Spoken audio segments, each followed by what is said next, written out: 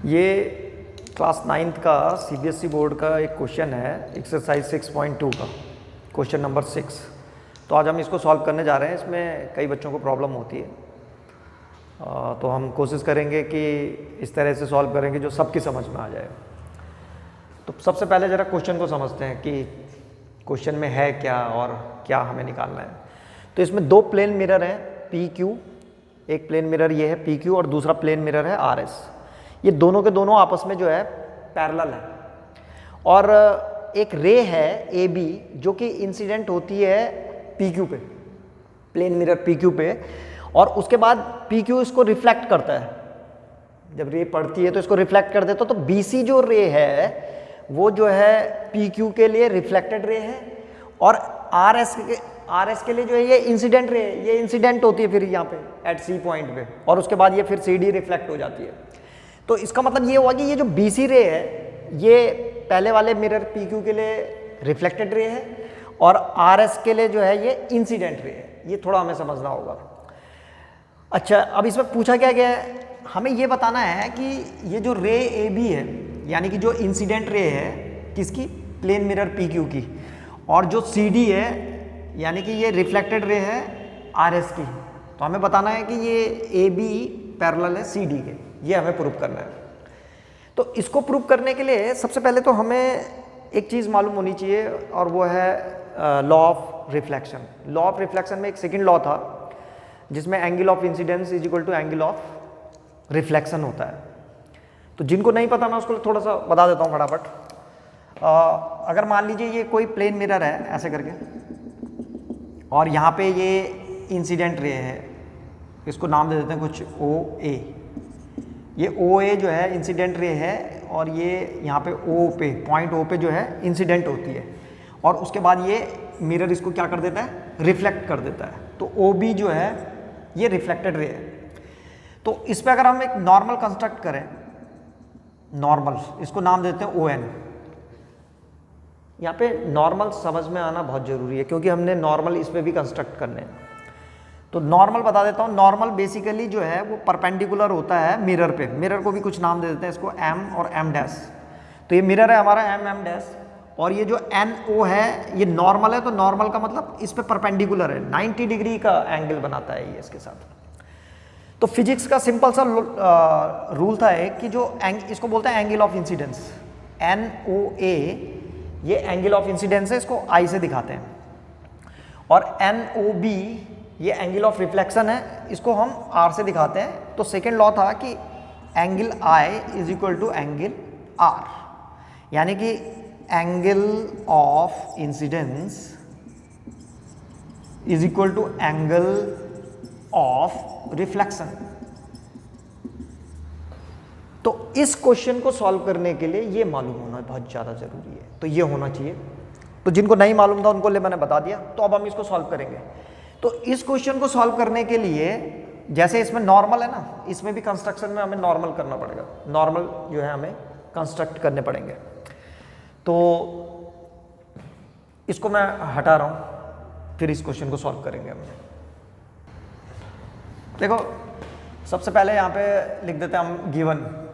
Given में हमारे पास क्या क्या है। एक तो दे रखा है इसने पी क्यू जो था वो पैरेलल दे रखा है हमको आर एस के, पी क्यू पैरेलल है आर एस के। और टू प्रूव करना है हमको कि ए बी जो है वो सी डी के पैरेलल है। तो टू प्रूव में हम लिखेंगे A B parallel C D, ये हमको प्रूव करना है। तो इसको प्रूव करने के लिए अभी मैंने कहा था कंस्ट्रक्शन की जरूरत पड़ रही है हमें। तो कंस्ट्रक्शन में हमको क्या करना है, एक तो दो परपेंडिकुलर ड्रॉ करना है हमें कंस्ट्रक्शन में। एक तो करना है ये, इसको नाम दे देते हैं बी एम, और एक सी एन। ये नॉर्मल है, अभी बताया था नॉर्मल कंस्ट्रक्ट कर दिया हमने। तो कंस्ट्रक्शन में हम लिख देंगे यहाँ पे कि बी एम परपेंडिकुलर है, बी एम की जगह में इसको एम भी लिखते हैं, एक ही बात है। एम भी परपेंडिकुलर है पी क्यू के, एंड एन सी परपेंडिकुलर है किसके, आर एस के, N C perpendicular R S के।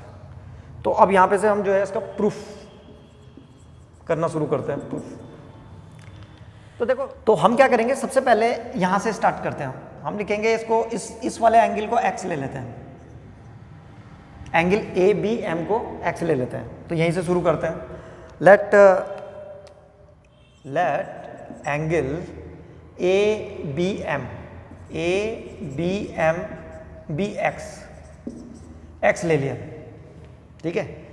या इसको सीधे लिख देते हैं कि A B M is equal to X. ये वाला एंगल एक्स हो गया। तो अब अगर ये वाला एंगल एक्स हुआ तो नेचुरली ये वाला एंगल भी एक्स होगा। अभी बताया था ना, ये एंगल ऑफ इंसिडेंस है और ये एंगल ऑफ रिफ्लेक्शन है। तो angle of incidence angle of reflection के इक्वल होता है। तो इसका मतलब क्या हुआ, यहाँ पे लिख देंगे therefore angle M B C is equal to angle A B M is equal to x. यहाँ पे लिख देंगे कि angle of incidence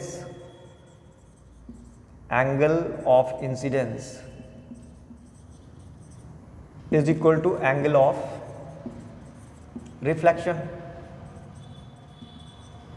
angle of incidence is equal to angle of reflection, ये लिख दिया यहाँ पे। अब ये वाला एंगल भी एक्स हो गया। अच्छा, अब हमें निकालना है ये वाला एंगल कितना होगा, यहाँ से लेकर के केवल इतना एंगल, ये वाला एंगल चाहिए हमको। ये बहुत इंपॉर्टेंट एंगल है। इसको कैसे करके निकालेंगे, तो देखो ये वाला जो एंगल है हमारा, यहाँ से लेकर के ये पूरा एंगल यहाँ तक, ये 90 डिग्री है।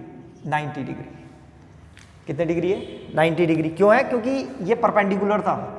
एम बी जो है वो परपेंडिकुलर है पी क्यू पे, और इतना एंगल एक्स है, तो ये बचा हुआ एंगल है। यानी कि 90 में से अगर हम इसको माइनस कर देंगे एक्स को, तो ये वाला एंगल आ जाएगा हमारा। तो ये हो गया हमारा 90 माइनस एक्स। इसको जरा ढंग से लिख देते हैं, 90 माइनस एक्स। तो ये वाला एंगल हो जाएगा 90 माइनस एक्स। तो यहाँ पे भी लिख रहे हैं हम इसको, यहाँ पे लिख देंगे देयरफॉर एंगल, इसको क्यू बी सी लिखते हैं। Therefore angle Q B C is equal to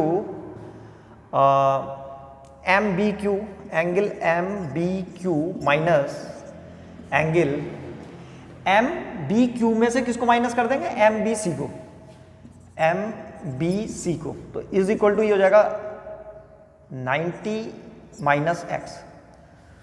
तो आप लोग डायरेक्ट इसको भी लिख सकते हैं सीधे, 90 माइनस एक्स। तो ये हमारे पास इसकी वैल्यू आ गई, किसकी, एंगल क्यू बी सी।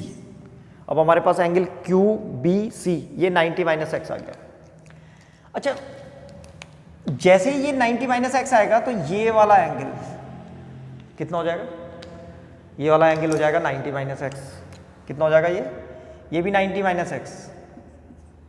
क्यों होगा, क्योंकि पी क्यू पैरेलल है आर एस के, और ये इसका अल्टरनेट इंटीरियर एंगल हो जाएगा। दे रखा था उसने शुरू में कि पी क्यू जो है वो पैरेलल है आर एस के, तो ये ट्रांसवर्सल लाइन है बी सी, तो बी सी तो अल्टरनेट इंटीरियर एंगल इक्वल होता है, ये मालूम है। तो अब यहाँ पे लिखेंगे हम देयरफॉर एंगल बी सी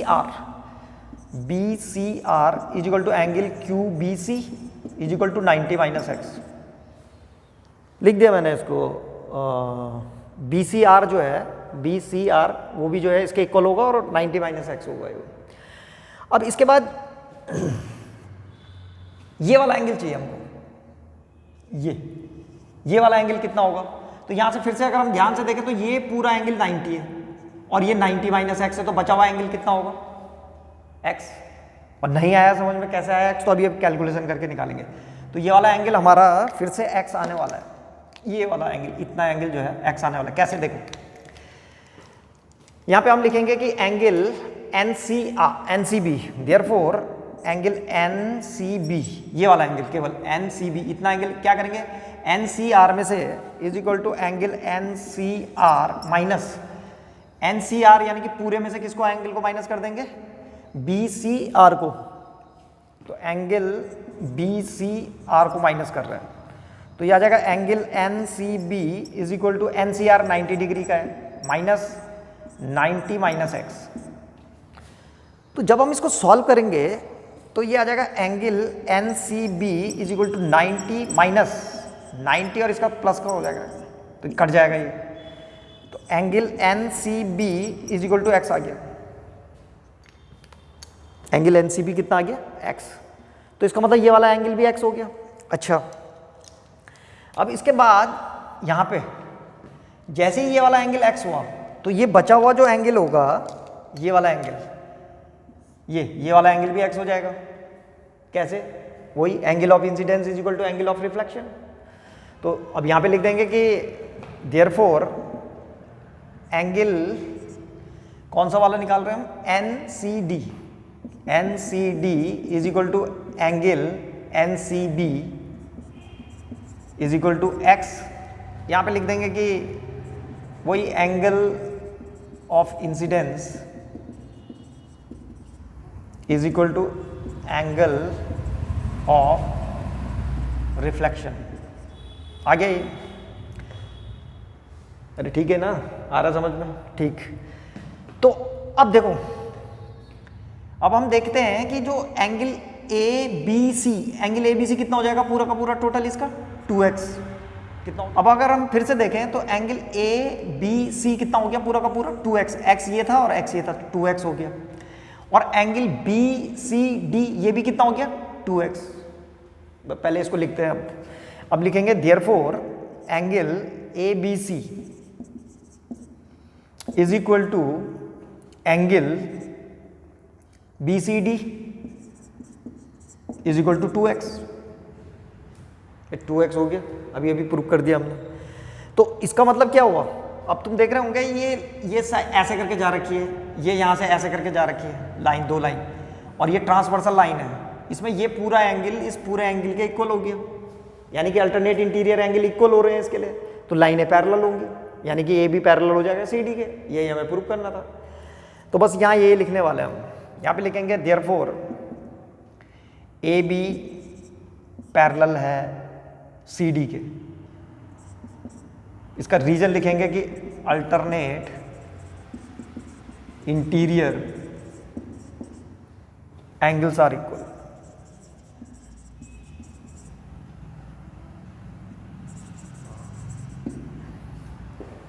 सॉल्व। तो इस तरह से हम इसको आसानी से सॉल्व कर सकते हैं। तो मुझे पूरी आशा है, उम्मीद है कि आप लोगों की समझ में ये आ गया होगा। फिर भी अगर किसी को कोई परेशानी है और कुछ चीज़ समझ में नहीं आई तो वो पूछ सकता है।